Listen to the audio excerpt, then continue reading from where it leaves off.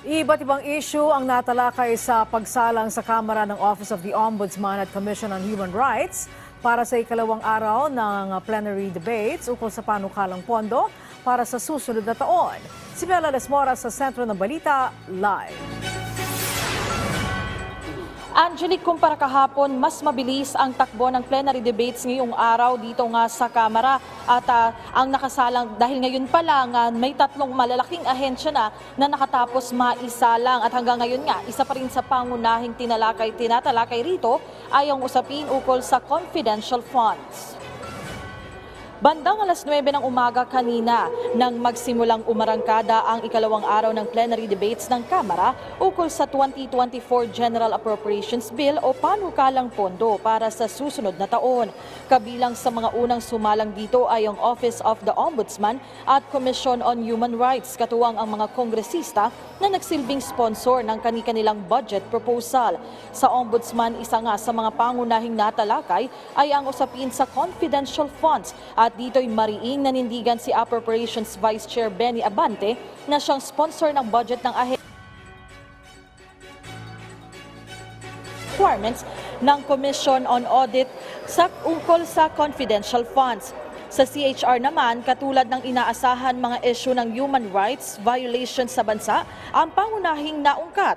At sa panig ng ahensya, tiniyak ng sponsor nitong si Appropriations Vice Chair Jocelyn Lin Caichong na patuloy ang gagawing pag-asiste ng CHR sa mga reklamong inihain ng mga biktima, gayon din ang kanilang pagsusulong sa pagpapalakas ng mga polisiya ukol dito.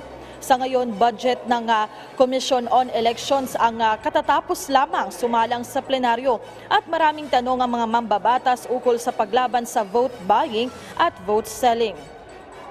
Sa ngayon nga, Angelic, tuloy-tuloy yung plenary debates dito sa Kamara at kani-kanina lamang nga ay nagkaroon din ng ambush interview ang House Media kasama si COMELEC Chair George Garcia at ang sinasabi nga niya ay talagang within the day ay maglalabas din sila ng talagang commitment para nga magpatuloy yung pagmamahagi ng fuel subsidy sa bansa sa gitna pa rin ng mataas na presyo ng produktong petrolyo sa ating bansa. Angelic?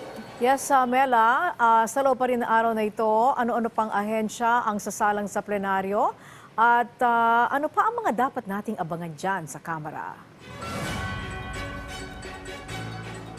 Angelic, mabuti na lamang din at naitanong mo, bagamat mabilis yung takbo ng plenary debates dito ngayon, may mga malalaking ahensya pa na sasala ngayong hapon o ngayong gabi. Ito nga ay ang Department of National Defense, Department of Science and Technology at Department of Trade and Industry. Katulad nung nakaraan, nung budget briefing, ay inaasahan natin na matatalakay na naman, Angelic, dito sa Kamara yung issue tungkol sa national security. At dahil nga talagang malapit sa bituka ng ating mga kababayan yung presyo ng bilihin, inaasahan natin yung pangunahing matatalakay naman sa budget plenary debates kasama nga ang budget proposal ng DTI. So ilan lamang yan, Angelic, sa mga dapat nating abangan.